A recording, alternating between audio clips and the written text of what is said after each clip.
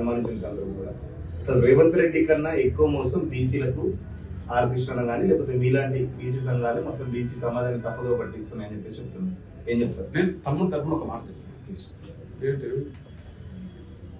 ఎవరైనా సహాయం చేస్తామంటే ఆ సహాయం చేసే వ్యక్తుల పట్ల కృతజ్ఞత ఉండడం ఎవరి బాధ్యత ఉంటుంది. ఓకే, నేను చెప్తున్న పట్ల. కానీ సాయం చేద్దామనే పేరుతో మన సాయం తీసుకొని మోసం చేసినందుకు ఎదుర్కోవాల్సిన అవసరం కూడా ఉద్యమకారులకు ఉంటుంది. ఎగ్జాంపుల్, ఇప్పుడు ఉమ్మడి ఆంధ్రప్రదేశ్లో వర్గీకరణ అంశం చంద్రబాబు ప్రభుత్వం ముందుకు వచ్చింది. కృష్ణ నేను మీకు అండగా నిలబడతా, వర్గీకరణ చేస్తా, మాకు మద్దతు ఇవ్వమన్నాడు. చేస్తా అన్నాడు, మేము మద్దతు ఇచ్చాం. కానీ ఆయన జాప్యం చేసి కొంత నిర్లక్ష్యం చేసే ప్రయత్నం చేశాం. యుద్ధం చేశామా లేదా?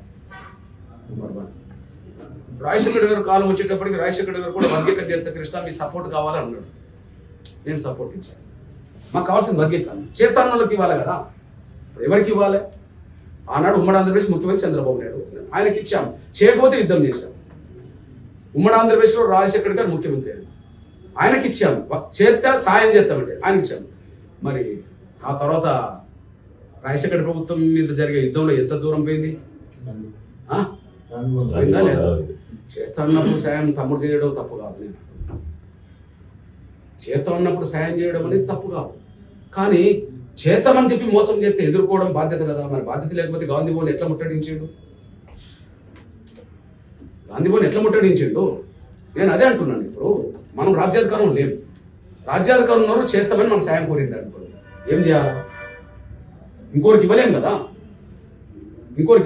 ఎగ్జాంపుల్ నేను చెప్తున్నాను. ఇప్పుడు వర్గీకరణ అంశం కేంద్రంలో ఉన్నది అనుకున్నాను.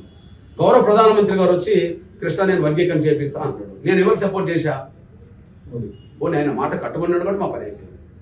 కట్టుబడి లేడు కాబట్టి గాంధీ భవన్ ముట్టడించాల్సి వస్తాను. సింపుల్ విషయం.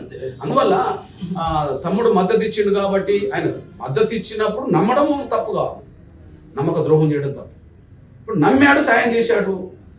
మొన్న ఉప ఎన్నికల వరకు కూడా, జూబ్లీస్ ఎన్నికల వరకు కూడా తిరిగాడు కదా. బీసీ బిడ్డ అని తిరగడంలో అర్థం బీసీలకు పడే ఓటు బీసీలకు పడ్డట్టు కాదు, కాంగ్రెస్ పడ్డట్టే కదా. ఆయన వాళ్ళ లెక్క ప్రకారం కదా. అంటే బీసీ బిడ్డ కోసం చేసిన ప్రచారం కాంగ్రెస్ గెలుపుకే దారితీసింది కదా. అంటే నిన్నటి వరకు మేము నమ్మినట్టే కదా. మరి నమ్మిన నిలబెట్టే ప్రయత్నం చేయాలి, కానీ ఆయనను దెబ్బతీసే ప్రయత్నం చేయాలి కదా. కాబట్టి ఆయన ఉద్యమకారుడు నేను భావిస్తున్నాను. ఉద్యమకారుడు కాబట్టిగానే సాయం చేయగలిగిండు.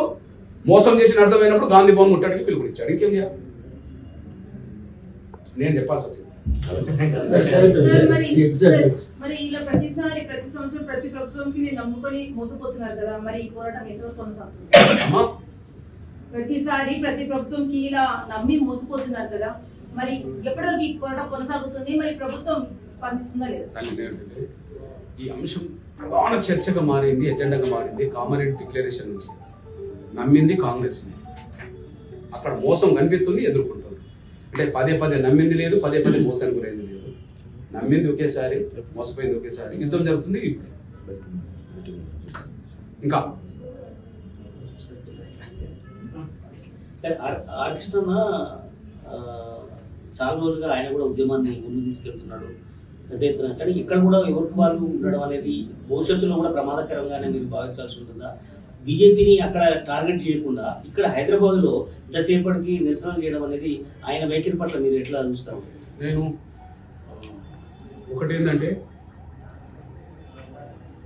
బహిరంగంగా కాంగ్రెస్ కు అండగా నిలబడ్డది ఏది 42% రిజర్వేషన్ ఇస్తానంటే ఓపెన్ గా అండగా నిలబడ్డది తమ్ముడు నాయకత్వంలో బీసీ. కాబట్టి ఇప్పుడు మోసం జరిగింది కాబట్టి ఖచ్చితంగా ఎదుర్కొనే బాధ్యత అనేది ఎదుర్కొంటుంది కదా. నువ్వు హామీ ఇచ్చావు, మా సపోర్ట్ తీసుకున్నావు, నువ్వు గెలిచావు, ఇప్పుడు మమ్మల్ని ఎట్లా మోసం చేస్తావు? నేను కాంగ్రెస్ ను డైరెక్ట్ గా విమర్శించే అవకాశం ఆరక్షణకు లేదు.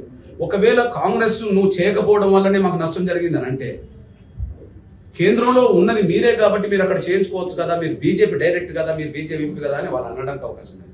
కాబట్టి నేను ఈ ప్రెస్ మీట్ నుంచి అన్నది అప్పీల్ చేస్తున్నాను. ప్రజా ఉద్యమాన్ని నిర్మించడంలో తమ్ముడు శ్రీనివాస్ గౌడ్కు అందరూ అండగా నిలబడాలి. కానీ ప్రత్యక్షంగా నువ్వు బీజేపీ ఎంపీ కాబట్టి పార్లమెంట్లో బిల్లు పెట్టించే విషయంలో కానీ, అదే సమయంలో సుప్రీంకోర్టులో 11 మందితో రాజ్యాంగ ధర్మాసనం ఏర్పాటు చేసే విషయంలో కానీ నువ్వు బహిరంగంగా చొరవ తీసుకోవాలి. దానివల్ల మీ పాత్ర మీరు ఉన్న కాంచి పోషించినట్టు అవుతుంది.